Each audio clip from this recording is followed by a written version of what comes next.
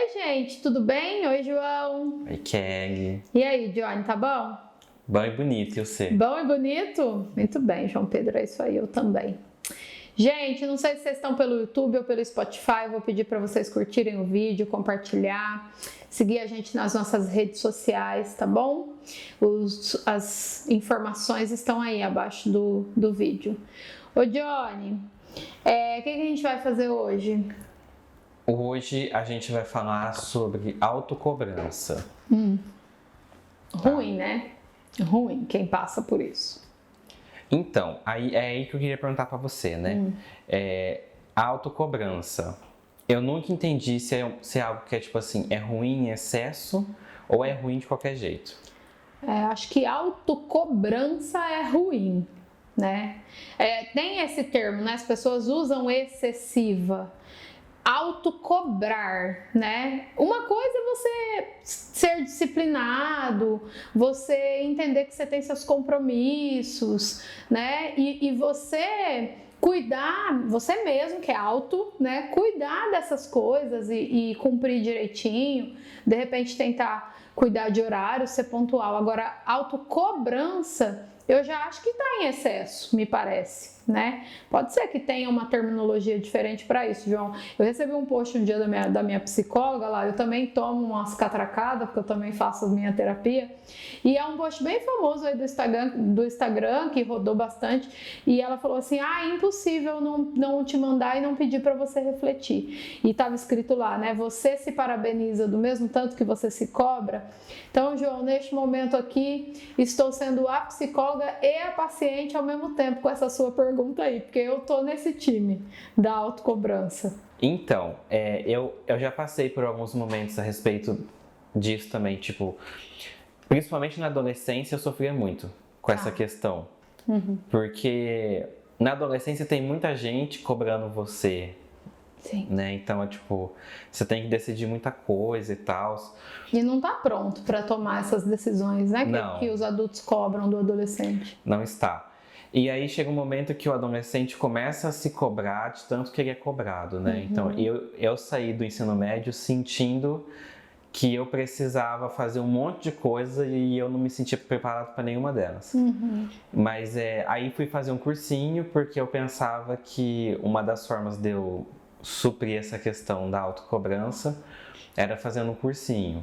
Por que você relacionou isso aos estudos? Porque uma das coisas que eu era cobrado era que eu tinha que escolher um curso da faculdade para fazer e eu tinha que passar. Tá. A minha mãe sempre falou, a gente não tem muito dinheiro, então vocês têm que passar numa faculdade que vocês não paguem. E essas são as federais, que são as mais concorridas, né? Sim. Então, existia uma pressão muito grande e aí eu lembro que eu ia pro cursinho e às vezes se eu tava muito cansado e começava a cochilar, eu começava a me sentir muito mal, porque parecia que eu tava fazendo tudo errado.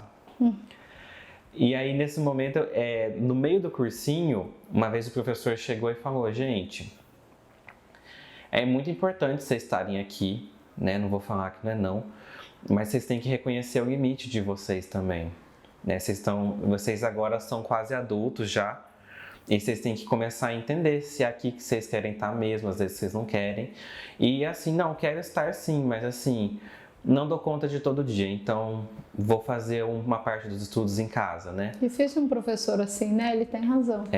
E aí ele falou, vocês não precisam ficar igual alguns alunos que vêm aqui e depois passam mal ou tem algum problema, porque eles sentem que precisam estar aqui 100% do tempo.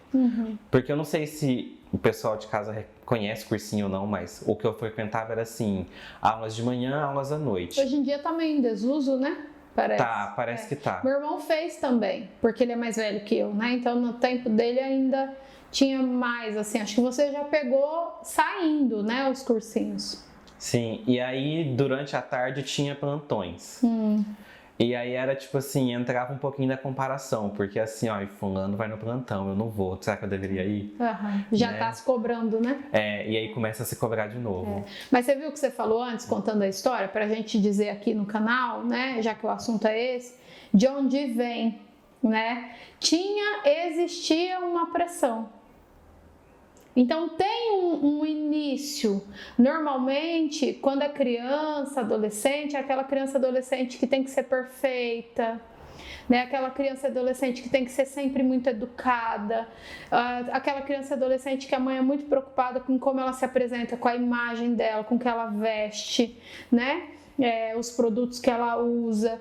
Então, quando vai chegando lá na vida adulta, você é um adulto mais ansioso, né? Nada do que você faz tá bom, e eu não sei se você é assim, João, né? Nada do que você faz tá bom, você mesmo faz essa pressão, né? Se o colega vai no plantão e você não, então você é uma droga, né? Eu tenho pacientes aqui que fazem 1000 coisas e eles sentam e falam: eu não faço tudo, me sinto uma fraude, sou um vagabundo. É sempre uma pessoa que está sobrecarregada que fala isso, né? E vem em algum momento lá atrás na vida, de uma expectativa que essa criança, esse adolescente tinha que cumprir, tinha que suprir, né? E ele aprende que ele é esse adolescente, essa criança, e ele carrega com isso para a vida adulta.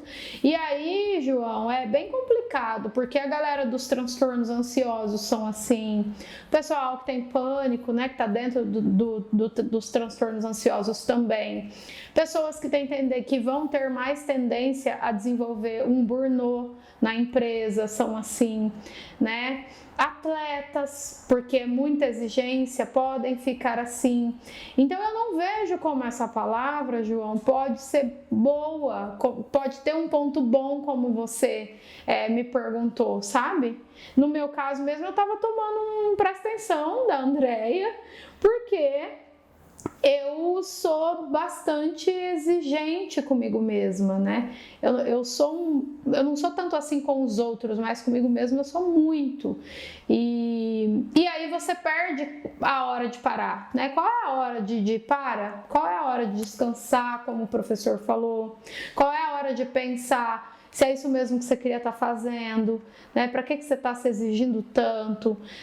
Será que o que até aqui não está bom? Por que precisa ir um pouco mais? Eu tenho um paciente que ele está, acho que há 9 anos num cargo de liderança na empresa. Sabe aquelas avaliações que a empresa faz, João, para ver se você está dentro da média como profissional? Hoje em dia isso é muito, todas as empresas têm, né? Se você está abaixo da média, você está acima da média. Ele está há 9 anos acima da média. Ele não tem sossego, ele não sabe o que é estar na média. Pensa a cabeça de uma pessoa dessa, o tanto que ela não se cobra. E aí quando você vai para a história dessa pessoa, é uma pessoa que foi muito exigida. Você quer dizer alguma coisa, João? Que eu quero fazer um parênteses aqui nessa questão do muito exigido. Eu quero. Tá. Eu sinto, talvez case com o que você vai falar, mas eu sinto que assim, a gente entende a questão da responsabilidade errado, talvez. Porque o adolescente precisa sim aprender a ser responsável. Só que parece que a gente está entupindo ele de responsabilidade que às vezes nem é dele. Sim, tem e essas pessoas, né, que a gente falou da autocobrança e tudo mais, às vezes elas estão se cobrando de coisas que elas não precisam. Então talvez exista um excesso de responsabilidade que foi colocado em cima delas. E não tem a parte boa, né? Porque é como o André colocou lá pra mim, mas você se parabeniza também? Você sabe parar você se cobra muito, você sabe parar e reconhecer que você arrasa? Que você faz um monte de coisa muito legal? Né? Porque não tem essa parte, né, João? Parece. Tem só a parte do tem mais, faça mais. Exatamente. É isso. O parênteses que eu quero fazer é que, assim, por exemplo, no exemplo do João, havia uma pressão para que ele fosse um menino que estudava, para que ele passasse em uma universidade pública, né, que é mais complexo para passar do que uma que você vai pagar. Até porque lembrar que a particular é uma empresa, né? Então ela precisa de grana, ela não pode dificultar muito. É negócio, faz parte do negócio, não é porque ela é menos, contribui menos com os estudos, não é isso? Acho que isso também é meio mal compreendido aí na sociedade. Mas tem várias formas dessas exigências chegarem. Por exemplo, no exemplo de alguns pacientes meus, por exemplo, eu não sei se é o seu caso, João, aqui no canal as pessoas estão cansadas de saber que você é um menino gay, né? Eu não sei se é o seu caso, João, mas alguns dos meus pacientes eu percebo que essa autocobrança deriva disso. Como se eles quisessem compensar as famílias e até a sociedade. Eu sou gay, mas olha, eu performo muito bem. Eu sou gay, mas olha, eu estudei. Eu sou gay, mas eu sou educado. Eu sou gay, mas eu tenho casa própria. Eu sou gay, mas eu tenho... Entende? É como se ser...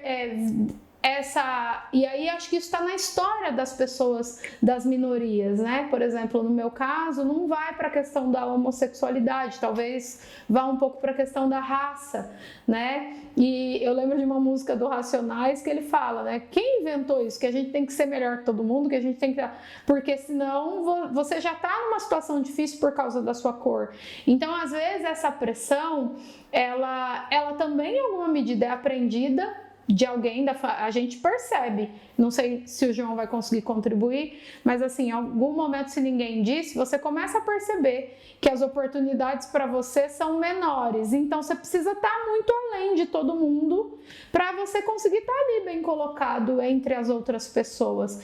E então essa forma dessa pessoa se tornar um adulto que se cobra excessivamente tá lá na história, mas essa história pode ser um pouco variada. Eu não sei se fez sentido, João. Fez. Sim, aconteceu. Com você também? Sim. Com os meus pacientes eu vejo bastante. Então, sabe quando você vai no encontro de família e aí tipo, você quer que as pessoas vão falar de você, porque elas sempre falam, né? Não tem nada pra falar, né? Um povo sem conteúdo, nunca vi. Então, né? Exatamente. E aí você prefere que elas falem, nossa, o filho da Cristina, que é minha mãe, expondo minha mãe já. Um beijo, dona Cristina. Nossa, o João Pedro, o filho da Cristina, filho do Caio, você viu o tanto que ele é inteligente? Tipo, que eu jogo foco pra isso, né? É melhor que eles falem isso do que eles falem, você viu que o filho da Cristina com o Caio se assumiu gay?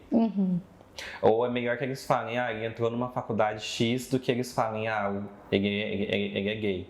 Então, às vezes é para desviar o foco e às vezes é para compensar, igual você falou. Sim. E eu li um livro uma vez, que o protagonista dele era negro. Tá. E o pai do protagonista fala assim para ele, que ele fala, a sociedade vai sempre cobrar de você mais do que ela cobraria de um outro jovem. Que métrica que é essa? O pai fala isso pra ele. E ele fala, então você tem que estar sempre impecável. Tá vendo? A pessoa cresce acreditando nisso. Só que isso vira um sofrimento lá na frente, né, João?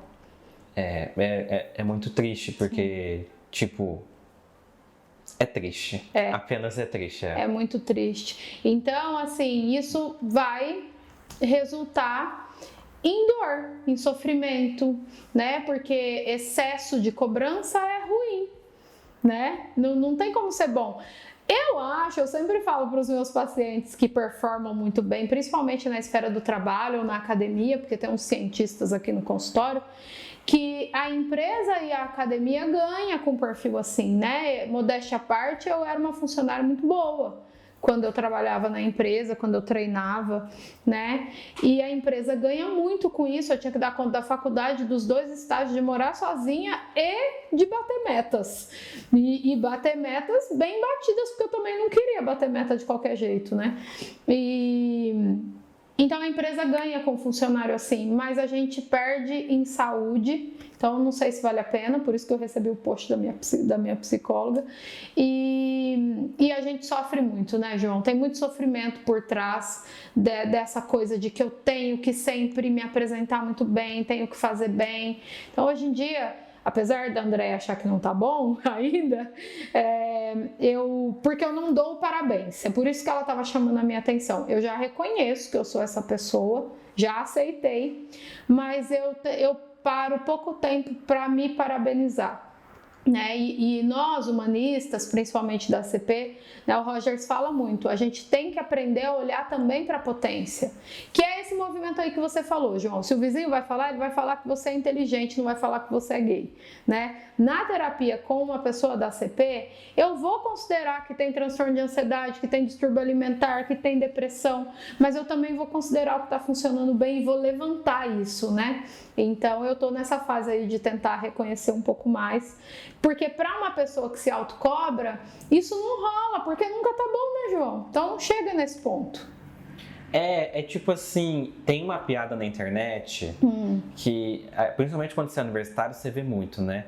Mas eu escutava isso desde criança e acho que muita gente escutou. Que é tipo assim, quando você tá se formando, o pai e a mãe vai te ver e ao invés de falar parabéns, leva um cartaz escrito, não foi mais que a sua obrigação. Pois é. E assim, essa é a vida de quem se autocobra, né? Pode ser engraçado lá na internet e tudo mais, mas eu escutava isso quando eu era criança. É sofrido, né? Tipo, quando eu falava, ai mãe, fui bem na prova, te dei tal. Sim. Que bom, né, filho? Porque se você só faz estudar, você não fez mais que a sua obrigação. E isso é extremamente adoecedor. Tem várias falas dos pais, João, que são adoecedoras para a criança e que vai lá na frente fazer diferença na vida adulta, né? Sabe, não sei se tem a ver com o assunto, mas sabe assim, mas você está na minha casa, você come aqui, né? Mas maldita a hora que eu tive você, né? Você só me faz passar vergonha. Ontem eu estava atendendo uma adolescente, ela já tá quase nos 18. Ela disse que ela lembra até hoje de um dia que ela derrubou uns esmaltes. Criança, a gente tem que entender desenvolvimento humano. Criança, quando está em desenvolvimento, está crescendo, ela não dá conta do corpo dela. Às vezes ela ainda não tem o desenvolvimento das pegadas finas, né? E então, automaticamente, ela é algo que a gente vai chamar de desastrado, mas não é desastrado, é parte do desenvolvimento.